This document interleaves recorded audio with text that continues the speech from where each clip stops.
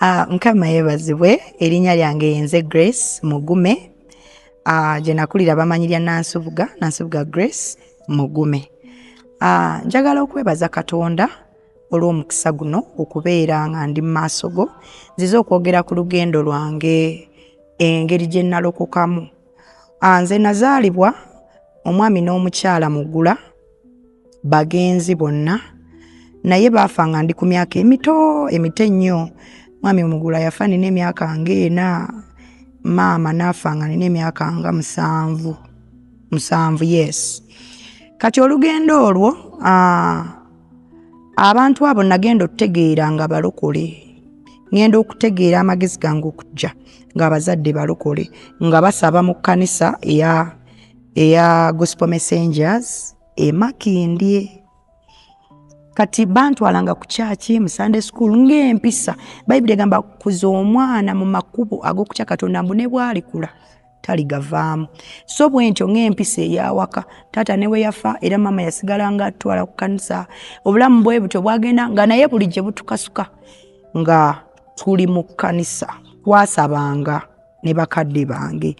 But later on nzijukira one time nali mu P7 bantwalako ko muchachi abakatuliki naye olw'okuba yali mpisa yawaka okusabira mu bakanisa g'abalokole abazadde buli wotwala omwana mu chachi y'abalokole ne bwotafuba nnyo muyingizaamu mpisa empisa eyo yeereeta kubanga abaana tebayiga lwakuba obagamba bayiga kubanga balaba.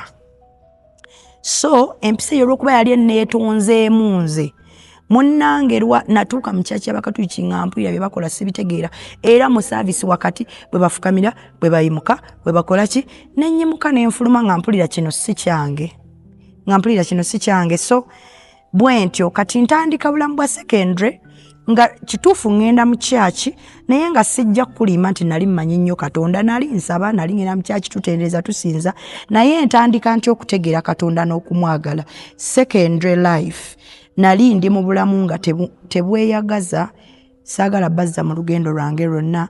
But secondary life nsanga abaana bayimba nnyo obuyimba bwa Pastor Bugembe bampitanga lya yero ne bangamba tomanyi Musumba Bugembe konze simumanyi nali mu senior 1 ne bangamba yayimba akayimba bwe kati akayimba nenzirayo nange nentandika okukawuliriza olutekako ka radio baali babukuba. So mu secondary life eyo obuyimba ne bunkwatako banange nentandika okulira nga mbwagalira nze abaana mwayimbanga ennyimba z'abazungu simanyi ezaki ebyo bye nayimbanga era ze zaabanga emabega w'ekitabo kyange. Munnange siikuriisa eyo mu secondary omwo senior 1 senior 2 mwenjoyiningire ekkanisa gye ndiko kati bagiyita United Christian Center saagyogeddeko. Nsabira ku UCC ndi muyimbi ndi musinza saagala nnyo kweyita muyimbi ndi musinza mu kkanisa omwo Bishop Serumaga ye musumba wange.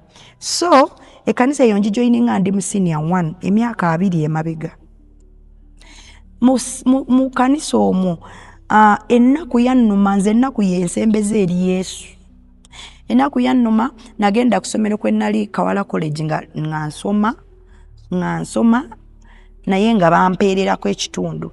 Kati nzijukira olunaku lwe nakaabirira ennyo Katonda bampita mu office ne baŋŋamba bursary cancelled. You have to look oyina okunoonya ssente za gundi yonna like school fees zonna. Munnange bwentyo nenkaaba naye nga nkutamye meanwhile essomero lye nalimu lyabanga mu fellowships. Yabanga mu fellowships z'abalokole so nga abaana nga basaba buli afternoon nagendanga era emisana that afternoon namala nkaaba. I cried. Nenkaaba ngamba Mukama ngenda kukola ntya nentegeera nti bwe seekwata ku Katonda obulamu sigenda busobola kuba nali sirina mpeerera nali sirina buyambi nali sirina buddukiro so nga ekiwuggwe n'amaziga gange nga mbikaabirira Katonda ntegeera Katonda lwa nnaku era ebiseera ebyo nali mbuuza Mukama oba wali tosobola kumpa bulamu like nga buteredde ate n'onzijamu kitegeera naye Katonda yamanyi ffenna bw'atukwata yamanyi ffenna bw'atukwata akulaba n'akutegeera nti ono bwe simuyisa wano tagenda kuvaamu kino Bw'otunuulira obulamu bwa Yusufu, Bayibuli egamba nti yali mwana muganzi nnyo maaso ga Yakobo.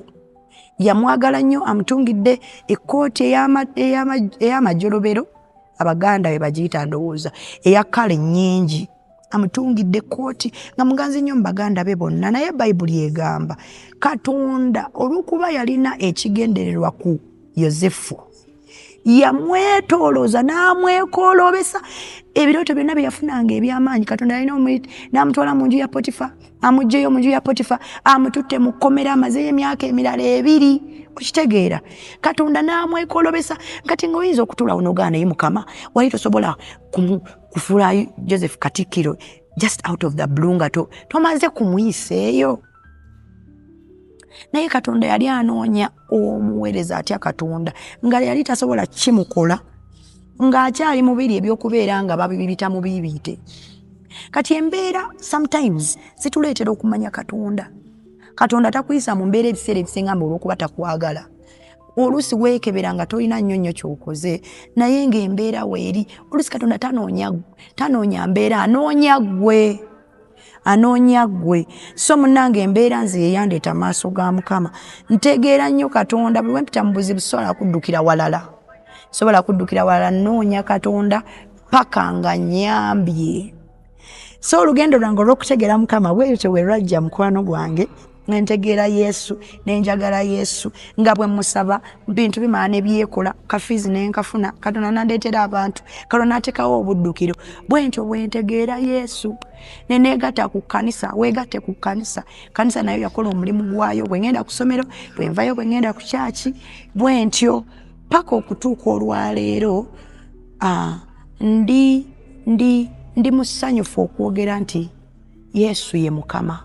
Era mwatula nga siswala ti Yesu ye Mukama.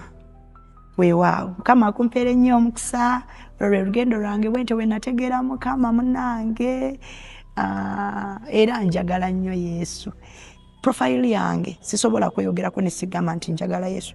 Njagala Yesu n'omutima gwange gwonna, kuba tanswazizza, tandekeredde.